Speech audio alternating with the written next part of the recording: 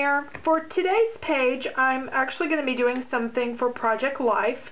I mentioned earlier in the month that I'm taking all my March photos and I'm going to do a spread with just the month of March a little bit later along.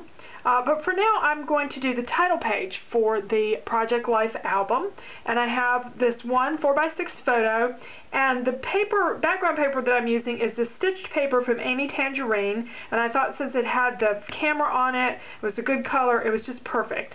And my original idea was to put the photo in the middle, but I really felt like I needed to balance the embellishment over here, and I'll probably add some more to this.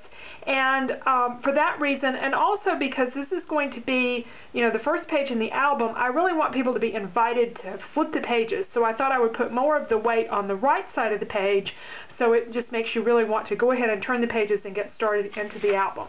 So the sketch has the photo over to the right with several patterned papers behind it, and I'll add another embellishment group up here to balance this one. Some of the stitching will get covered up, but that's okay. I mean, if I were putting the stitching on there, I might not go all the way around. Anyway, I might have some things on the page. My title's just going to be simply 2013, and I have some really big chipboard numbers, so this is a good place to use those.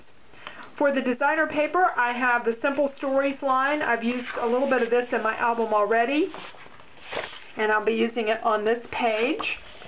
I also have, to go with the star that's already on the paper, a couple of things that are stars, some mistable stars, and I'd like to add some arrows too, so I have some Studio Calico arrows, and I have these new elements from Pink Paislee that you can mist and color in different ways, and one of them is this little arrow border that's in here, so I think I'd like to work with that.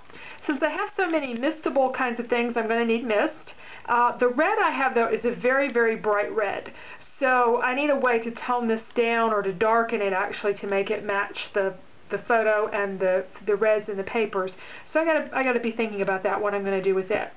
For some other embellishment, I have some little stick pins from Little Yellow Bicycle. I'd like to do another camera element, and I have a couple of different camera stamps. I think this one also from American Crafts is a really good one, and then of course there's the Amy Tangerine one. So those are my products, and I'm going to get started on my page. I've selected 4 of the papers from the Simple Stories Summer Fresh collection, and I think I'm going to use the large plaid for the largest piece, and I've decided on the gingham for the next one. I debated this a little bit because I have a lot of lines going on here, but the photo covers up quite a bit of it. There's a stripe that'll make a really good band going across there, and then I'm going to have my numbers rest on the red paper. So you can see I've cut the papers and laid those out, but I haven't glued anything down because I'd like to add some mist. And I've got several different mist samples here that I misted on transparency. I'm trying the neutrals, even the gold and silver. Those really didn't work well, and I even tried a color blue, but that was just too much. I wanted something that sort of blended to the background but added a little bit of pop. And I finally landed on the Studio Calico Manila color, which is supposed to be green, but it kind of comes out a little bit of a brownish tone. And I'm going to sprinkle that over the background. Now let's work on the numbers that will go on the page. These are chipboard numbers from Stamping Up. I've had quite some time. I love working with chipboard because you can do so much with it. There's a blue color in the plaid paper and a darker blue in the stripe that goes really well with Not Quite Navy stamp ink. For the blue and the plaid paper, I'm going to paint it, and I need to mix up a paint. I don't have a blue-gray paint, even though paint is really cheap. Still has to be stored, so I don't have a lot of different paint colors. I love mixing them and playing with them. So I'm going to add a little bit of black ink or black paint to the blue that I have to try to get a blue-gray.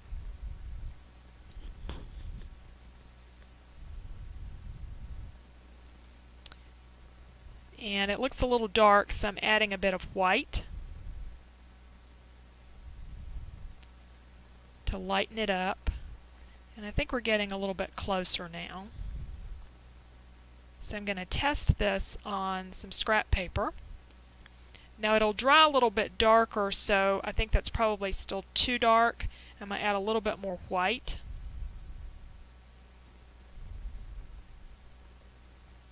And now it's starting to look like a pretty blue-gray color.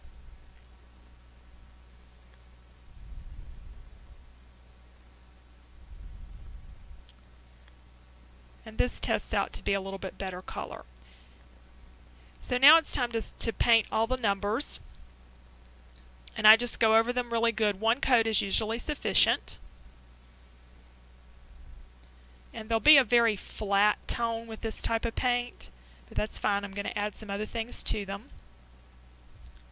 So I'll paint all of those and let them dry. And once they're dry, I'm checking the color. It's a little bit brighter, but it's still a good match. I'm using some Stampin' Up! Not Quite Navy ink and a background stamp from Hero Arts. This was a Christmas stamp, but I thought it was very generic. It's called Snow Dots, and I think it's still available, but it's on sale now.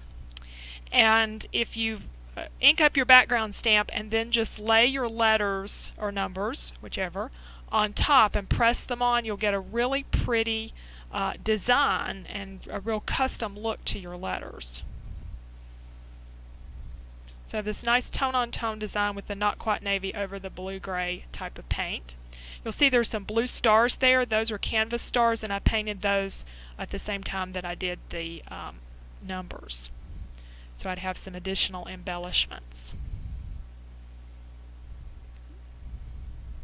And there's that Snow Dot stamp. Now to make these kind of go with everything else on the page, I'm going to add some vintage photo ink, which I'll be doing to all the papers as well. And that kind of ties into that brownish tone mist as well. And I've got a couple of other elements that I want to play with mist. I have some red mist, however it's a lot brighter color red than what's on the background paper, the star that was on there. So I'm spraying this Pink Paislee arrow that I had as a mistable resist item.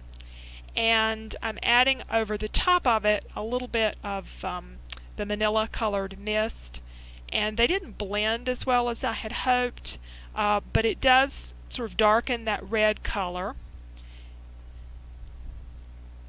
And what I found is I had a little too much brown on there, so I just took a paper towel and wiped a bit of that off. It's really easy to do that before everything dries.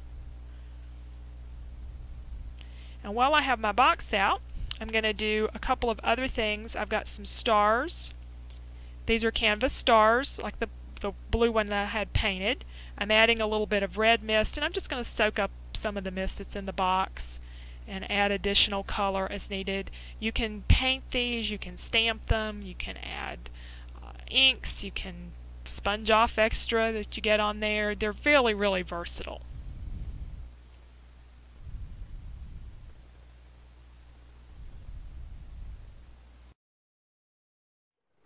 Now that I've done all of the little pieces that go on the page, at this point we would normally assemble the page, and that's what I did, and I filmed it. Unfortunately, I accidentally erased it before I got it downloaded from my camera.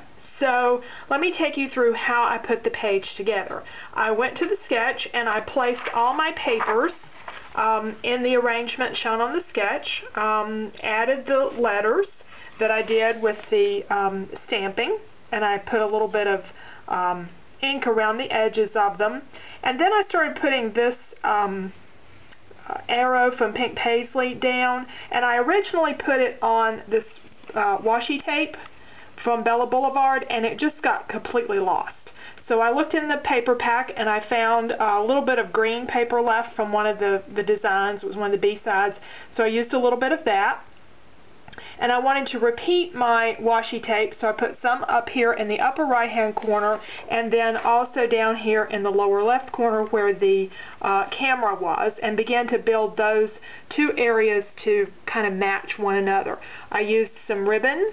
This trim I think came from Stampin' Up! Some time ago. I like these flat trims like this that have some texture to them. They're great for scrapbook pages. I really actually prefer them for that over cards, because they work, you know, in place of pattern paper and washi tape and just add a nice additional texture. So I repeated those two elements, and I added a stamped camera image to match the one down here, and then put in some stars. These were blue stars were ones that I painted when I did the letters. I painted a couple of extra, and then I started adding some of the Studio Calico embellishments, the wood embellishments. First a couple of arrows, and then the hearts, and arrange those on the page. I started out with a star up here next to my photo, and I decided that the stars needed to be on either end, and I decided to add to the photo area one of these. These are also from Studio Calico. I think they are still available in the 2-piece store, and they're half price. They're really great little wood embellishments. They've got a lot of good words on them, but if you don't like the words, you can flip them over and use them on the back. For $2, you get quite a few of them in lots of different sizes. So I decided to build the middle of my page with repeating some of the wood elements, but a little bit different design with using the love and the hearts.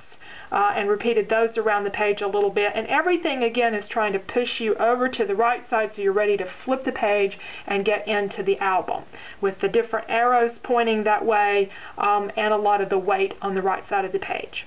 And the last thing I did was take the little small stars from Studio Calico, and I literally just sprinkled them across the page, and then started moving them and placing them, and particularly using some of the very small ones, because those I've not been as inclined to use, and I thought they worked really well on this page.